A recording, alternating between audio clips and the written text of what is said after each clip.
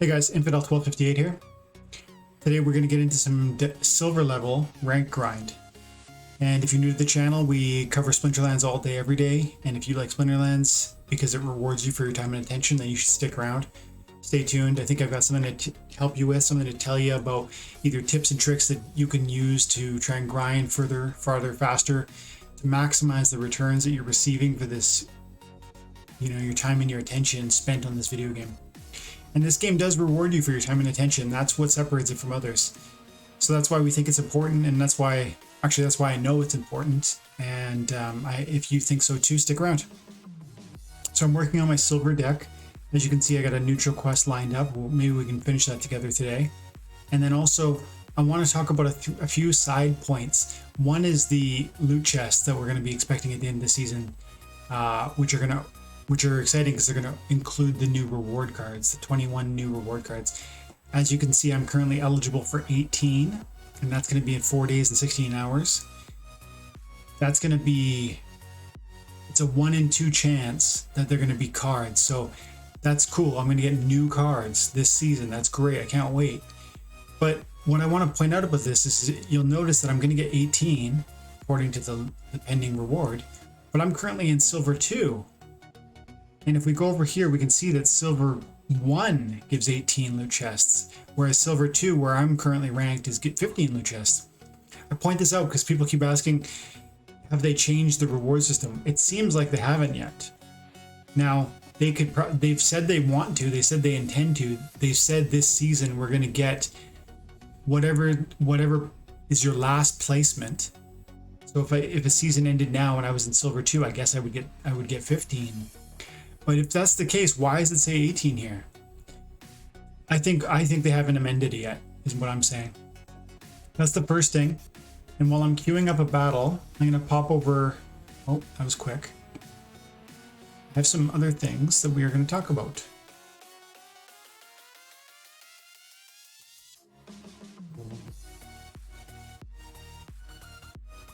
Okay.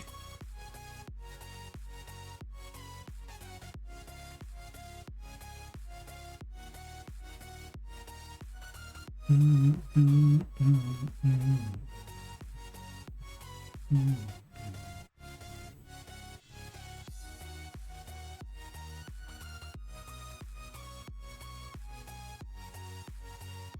want to use my highest damage, my highest DPS monsters in this context because they can attack from any position. So I can bury an undead Rex who's doing 5 damage behind some smaller monsters, like maybe even the Nightmare that's got a lot of hit points but maybe not so much damage. I'm tempted to do Gorlodon, but because of the hit points, but it's too much mana. In this context, I'd rather choose like a Sandworm. And then what can I get for 3? That would be, relatively a lot of meat shield. 1, 2, 3. These are all of my monsters within the 1, 2, 3 mana cost. All of them here.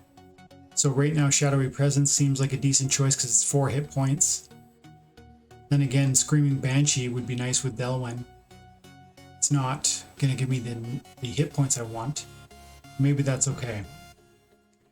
I don't think as good as I like this, as much as I like this, I think I'd rather take the go like that and take Nightmare. Because I want the speed so I can hopefully dodge, and I want the hit points. Let's give that a try.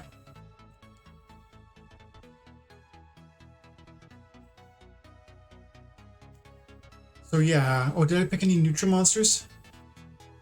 Good, I got rid of the Sandworm.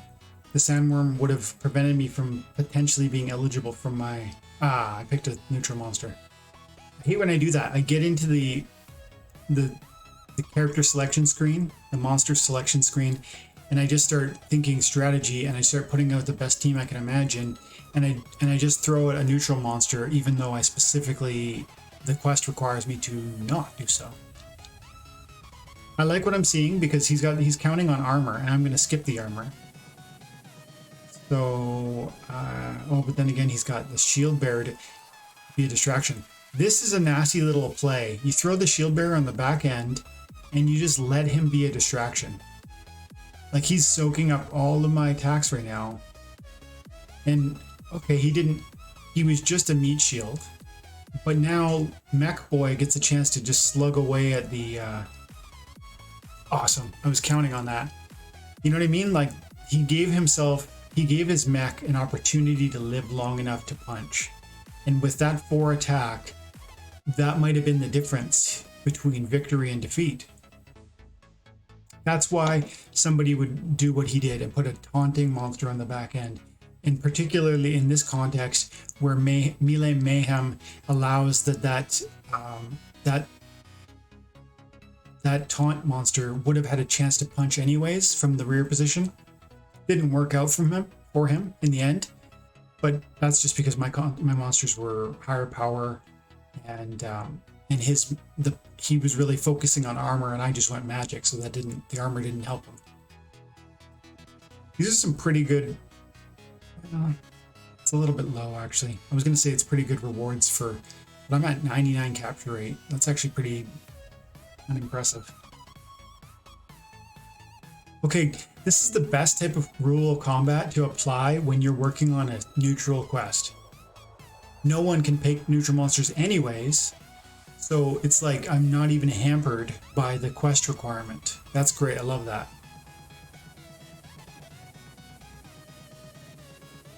I've started buying cards and just putting them in this deck. Like this Vera Salacia, I bought it with my main account, and I bought it for investment purposes. But why hold on to it? Just let the discount use it.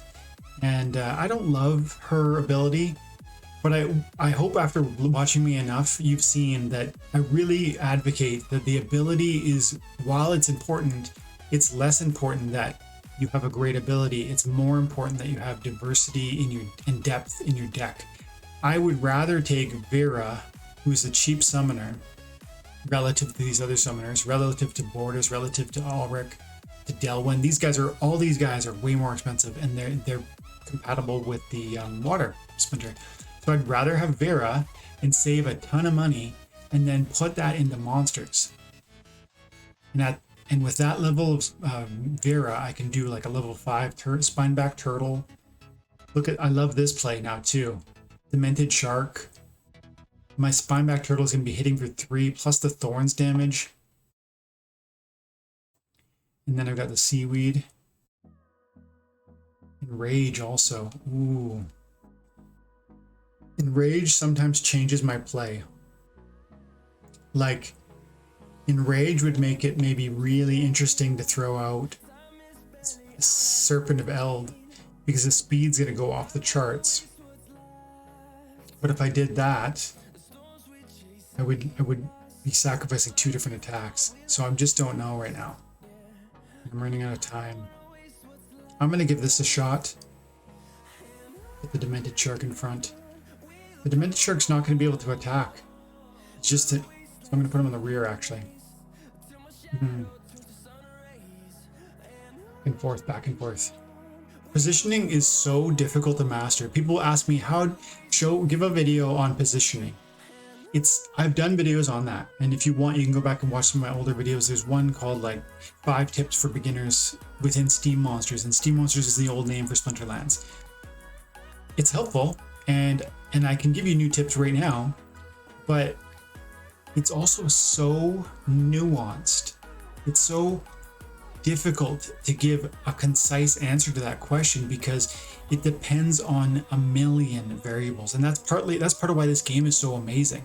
It's actually really complicated. Maybe the art looks simple, or maybe the format looks simplistic. You just submit your monsters and then somebody wins. It kind of feels like less interactive, maybe even less intentional. But if you're really thoughtful about crafting your team, positioning is deeply important, and also deeply dependent upon a million variables. Should you put your Spineback Turtle in the front? Yes. It's a tank. It's got shields, it's got hearts, it's got thorns. It's probably going to be best in the front position. But what about if you have 99 mana cap?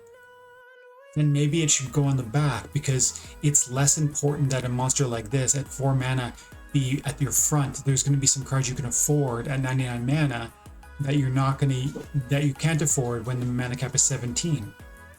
What if no melee monsters are available? What if everybody's got opportunity? So it matters. There are too many variables. While this is starting up, I'm going to go close the door.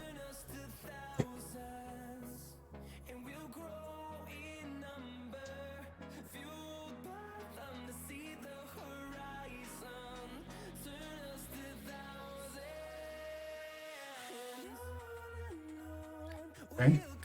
Orange damage. Hopefully I hit him for the enrage. Ah, that's a big miss by... That's a nice hit kill though, isn't it? It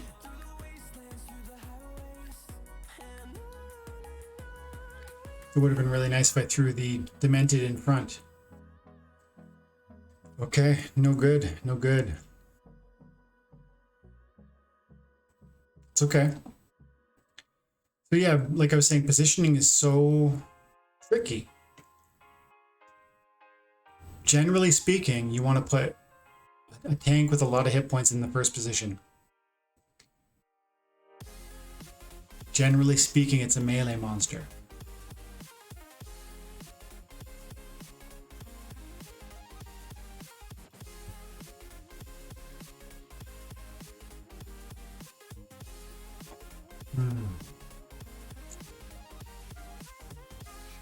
It's always helpful if you have a second tank in the second position, because if a game, it's very common for you to lose your first position, whoever you put in the first position.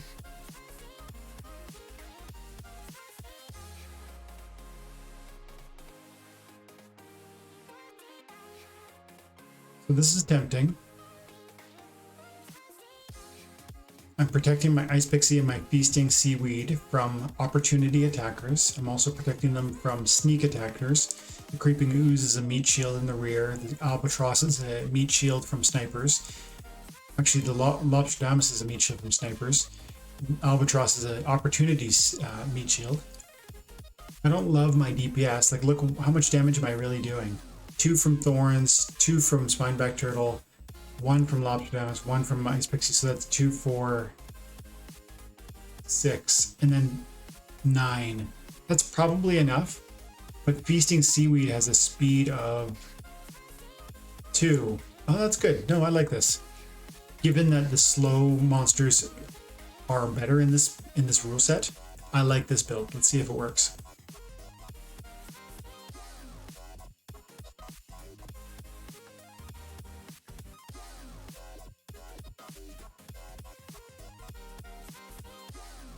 Well, this magic is going to be a problem for me.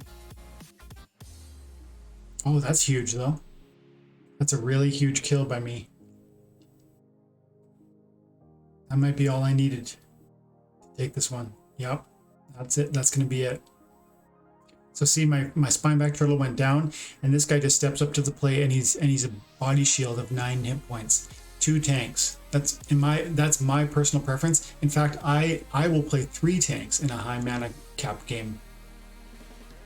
I played a neutral monster? Keep doing that. It's okay. I want to win too. So we're going even Stevens, and archery is okay. So I like blue for when I can play archery. The reason is because of the Axe Master, but then now I remember even Stevens means you can't play Axe Master.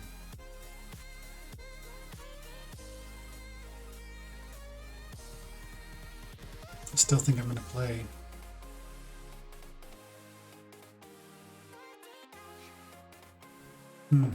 Yep. Vera, Spineback.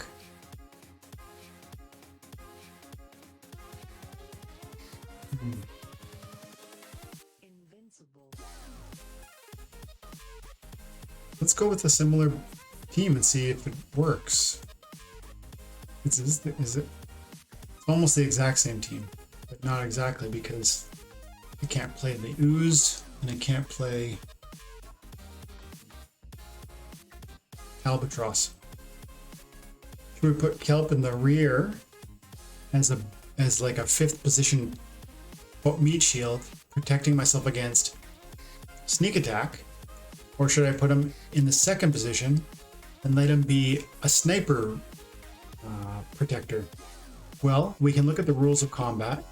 The ranged position probably tells me that my enemy is gonna be leaning towards putting archery units in play. I can also tell that because it's even Stevens and because these are the splinters available, it's very possible he throws a Kobold Miner at me as one of his monsters with the red team, which would be sneak attack. So on the back end, maybe makes sense. But on the other side of the coin, he could go purple, Death Splinter, and throw Twisted Jester. So I don't know. Your guess is as good as mine. I'm going to err on the side. No, I'm going to put him on the back because I already have two tanks. Tank 1, Tank 2. Hopefully he's not going sniper.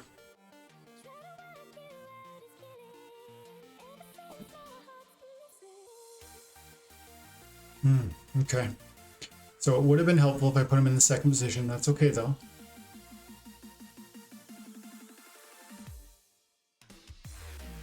Got a decent chance here.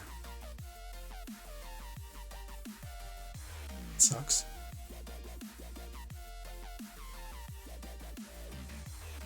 Ooh, that's annoying.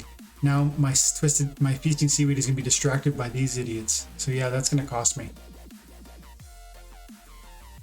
No, we're done. Yep. Okay. So yeah, the kelp would have been more helpful in the front. Let's get this, guys. We just need 3 wins. We can do it. No neutrals. Remember, okay, knockout heavy hitters means that if you have stun, it's really helpful. But I don't have any stun at these levels, I don't think.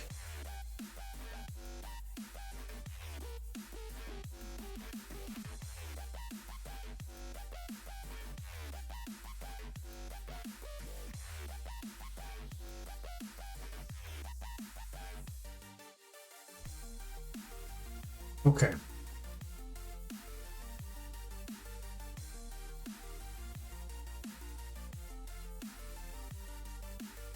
Ooh, Captain's Ghost. Dropping the 3.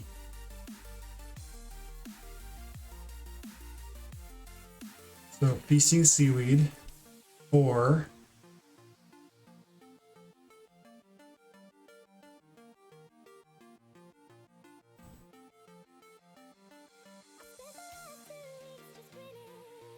remember, everybody's going to get equalizer health points. I don't have any stun. This could be really good. Is the triage. And the triage is going to be a real aid if he does any sort of sneak attack or something. Yeah, let's give that a shot. We're going to put her in the second position. No, in the third position. Go.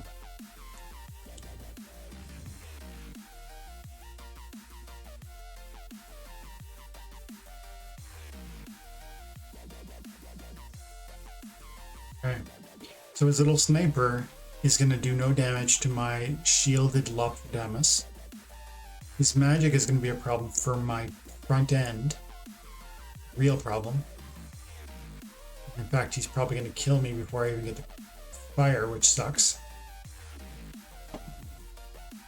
So we'll see if I brought enough magic to counteract that, but I do think he has a strong advantage. You know, my double attack with the Axemaster and the heal on the back end is going to be helpful, as all of my monsters have 9 hit points. The Crustacean King is going to do a lot of healing before the game's over. Unfortunately, it probably won't be healing the turtle very much. There's 1 heal though. There's turtle's gone.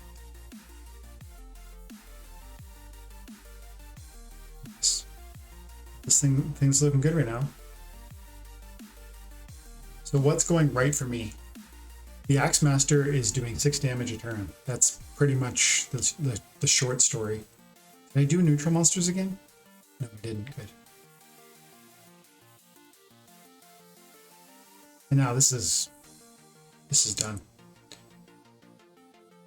Yep, there you go. Nice. Okay, that's one neutral quest victory. Let's get two more. 40,000 power, 1500 rank. Everybody's got sneak, common monsters, and rare only. 22 mana cap.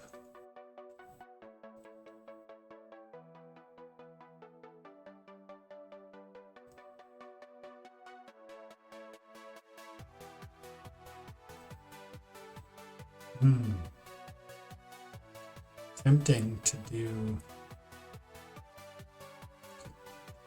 Could maybe go Lorna Shine and do like all of the melees. No, I don't love that idea. Like, we'd be going all of the cheapest melee monsters.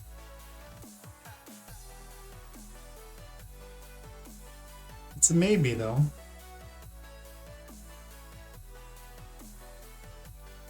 If he was to, for instance, put a shielded monster on his back end, and then bring in a demoralize, I'd be in real trouble, because you see my Silver Shield Knight is buffing all these guys, but these guys have such low attack starting values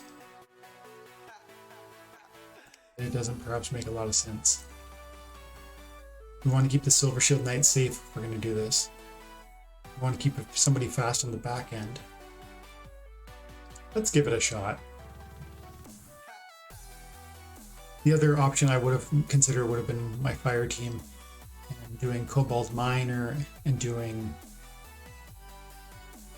Cerebus. Yeah, see, he put shield on the back.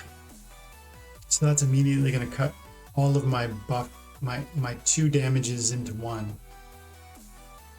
That might be a real problem for me. But then again, I have Holy Shield and I have Speed and Flight from the Cockatrice. So the Flight gives me a 25% chance to dodge.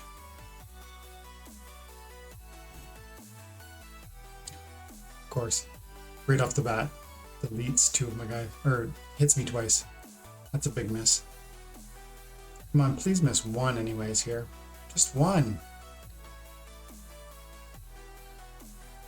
That's nice. The Gremlin getting off the blast damage kill on the Cockatrice.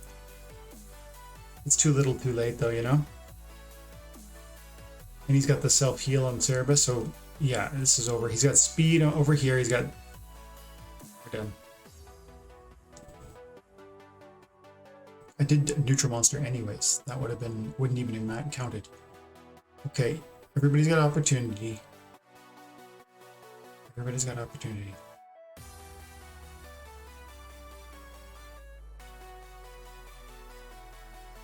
So I like putting Demented Shark in then, because he's gonna...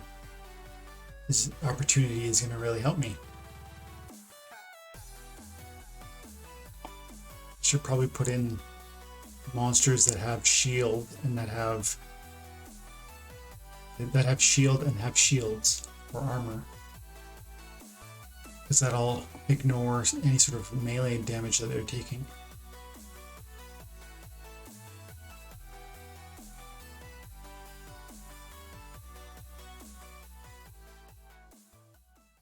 I don't really like any of these guys. Like Grumpy Dwarf or Precision Fighter. But I suppose I gotta run with in that context. You know what? Let's do this, because she's got flight, she's got speed, she's got 1 armor. That she might be able to dodge some people.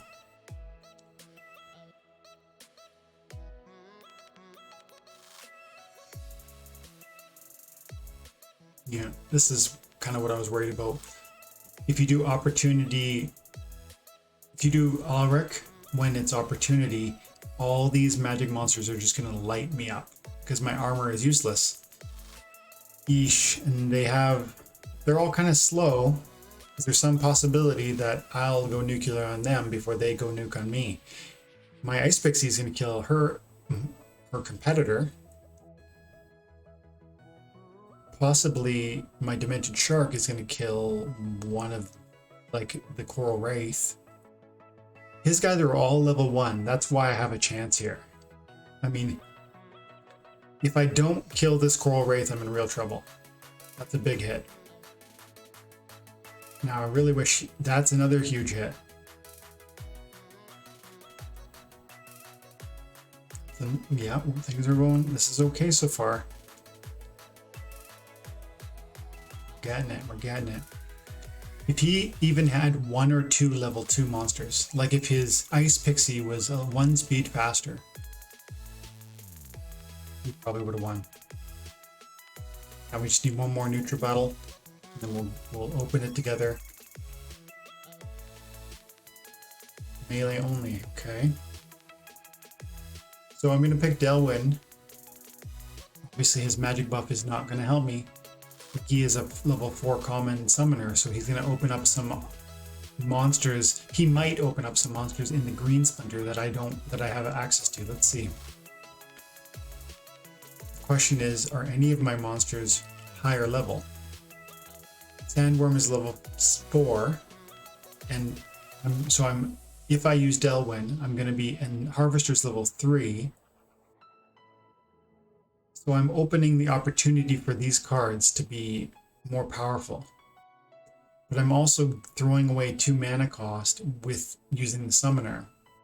And so the question is, would those mana costs be better spent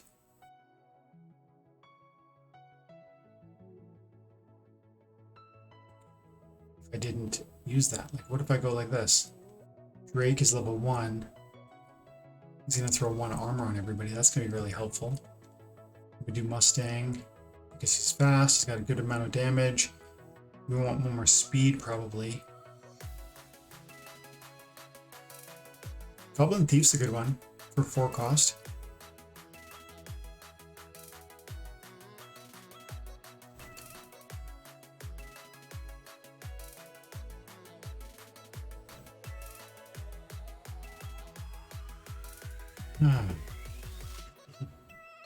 I think that probably makes the most sense. Coca Tree's just there to be a shield. Brownie there to give me the extra speed buff. If my enemy sends an opportunity attacker at me, Brownie will die before battering ram. I don't love this. Oh, and Last Stand makes it even harder, but. And I did pick neutral monsters also, so that's not gonna even potentially count for my... Oh, he's got Flesh Golem with the heal. This is such a crazy combo at this level. There's no way I win that.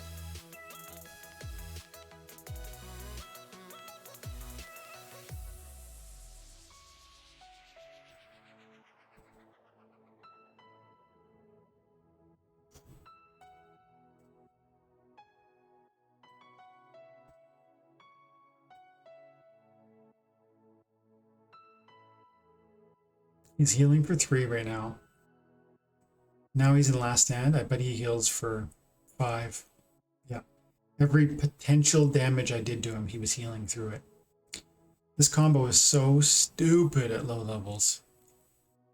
And good for him to rent it, you know what I mean? Like, if you want to climb, rent it, use it. I'm not saying you shouldn't play that combo. I'm just saying it's very frustrating.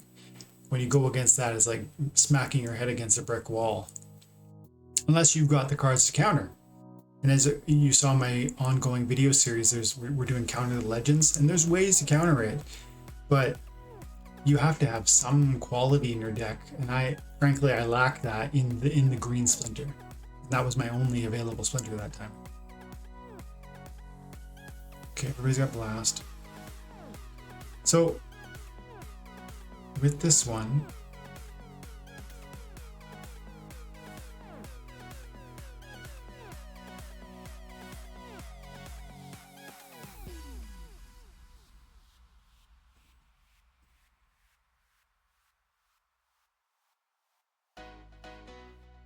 look at this build. This is a bit crazy maybe. Death Elemental, 3 speed, snipe. He's gonna get 2 magic. It's going to be blast damage, so it's going to do 2 to the sniper position and 1 to the tank and 1 to the 3rd position. Then I got Screaming Banshee, who's going to be doing 3 magic right to the front. but he's only got 2 speed. Darkest Mage, again, 2 speed. It's probably not enough speed. I'm gonna die before I even fire. Especially in this setting where everybody's got blast, you need to go first. So I wanted to look at that build, but that's not. I can't do that one.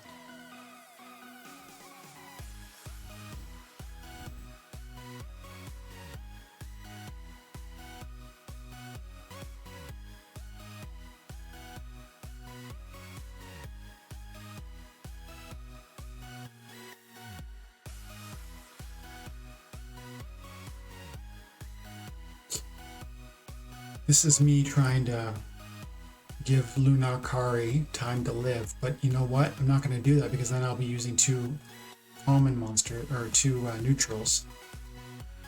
Again, I need to not use neutrals.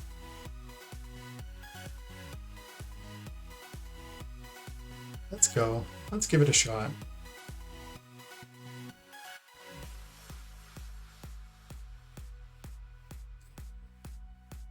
So, fast ones first if I can.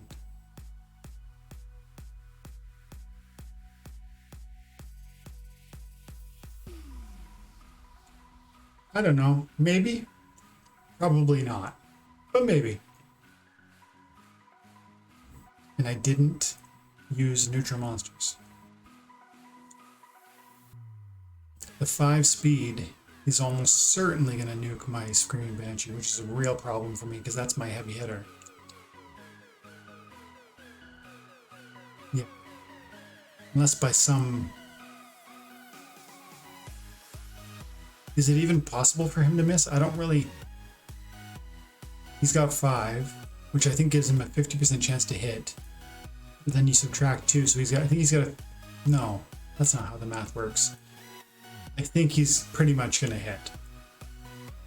His speed exceeds mine, and I don't have flight or anything like that, so... And then he's going to kill both of them. See? Yeah, that's that. It's okay. We're going to get this. We've lost about 20 or 30 rank points since we started this grind video. That's fine. We're right where I expect to be. Trample, slow goes first. We have enough mana points that I'm definitely picking Delwyn. And good choices with either of them. And again, we have Last Stand Efreet over here. Nope. 2, 3. Tempting, but no. That's not the right play. Elwyn. White. These 2. Slow goes first. Yep, slow goes first.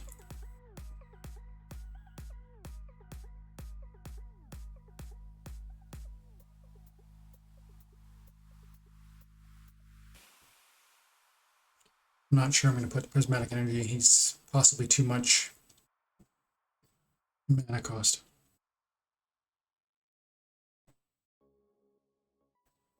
Just a wolf is always nice because I can silence my enemy. Good amount of hit points. Yeah, let's go like that. I'm creating Truth Speaker is giving me the armor on everybody. That's just going to buy everybody a little bit more time. Oh, but I did it again, didn't I? Played Ice Pixie, neutral monster.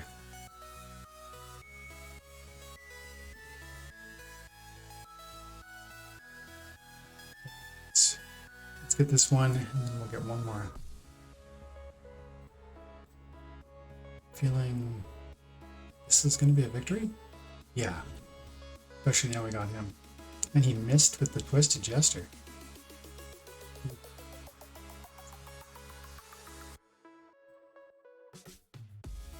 It is. Deletion. We didn't just kind of win, we totally obliterated. Okay. Let's make 2 in a row. No neutral monsters. Equalizer. Back from anywhere.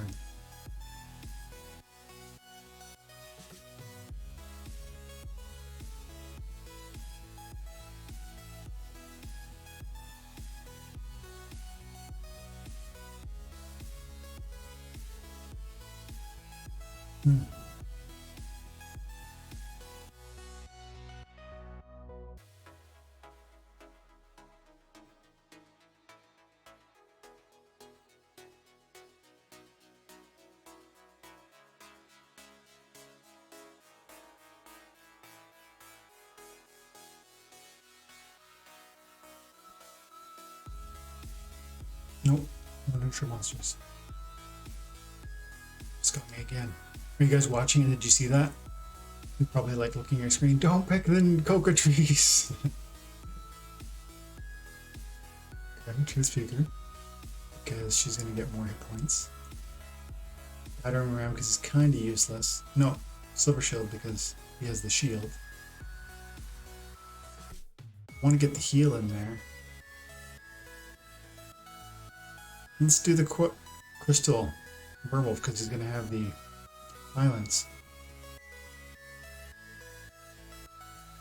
I like that. As I said in previous battles, when the melee is present and when equalizer is present, I find people don't usually, especially when the equalizer is present, people don't usually do sneak attack plays. Because think about it. Why do you do sneak attack plays? You do it usually because the back end of your enemy is weakest. It's vulnerable. In this context with equalizer, why would it be vulnerable? Everyone's going to have the same number of hit points. And so opportunity and sneak attackers become less helpful. And then with this context also, he's going to play a lot of melee monsters, but he's probably going to do like I am, putting guys that really, you know, are half decent tanks all over the place that are all going to be focused on the front.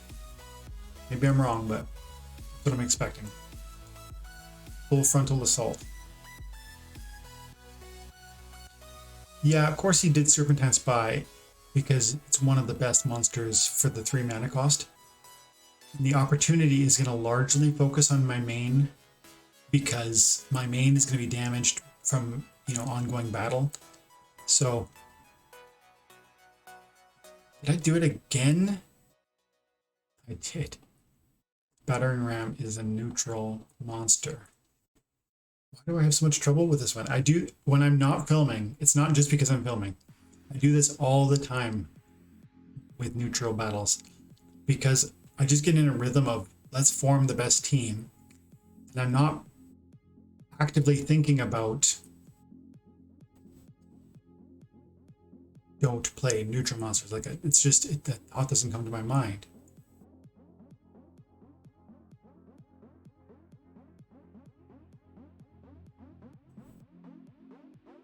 I'm only doing 4 damage, he's doing 6. Mind you, I'm healing, but it's probably not enough.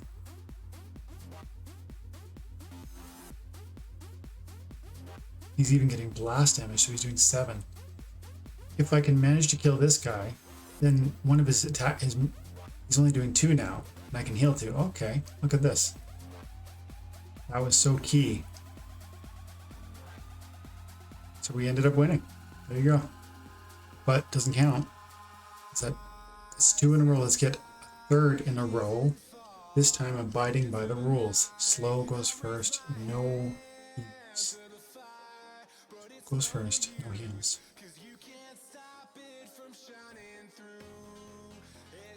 I'm gonna do Pit Ogre because I like the stun and the slow in this context.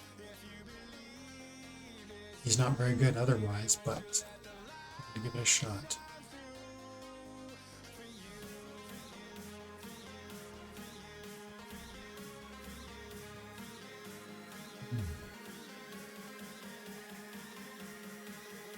Yeah, I didn't pick any neutral monsters. I don't love my team, but let's give it a shot.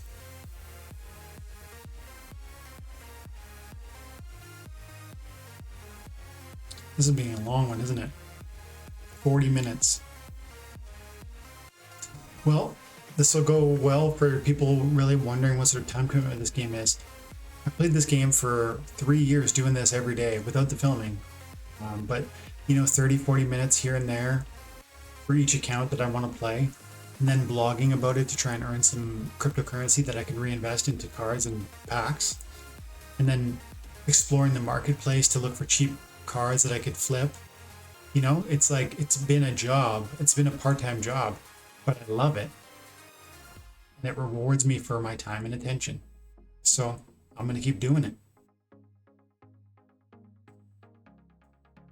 If I win, I'll be surprised because that Serpentine Spy is going to eat me alive. But then again, slow goes first. And he slowed me. So maybe he won't even land his shot. That would have been, it would have been really awesome if he missed that shot.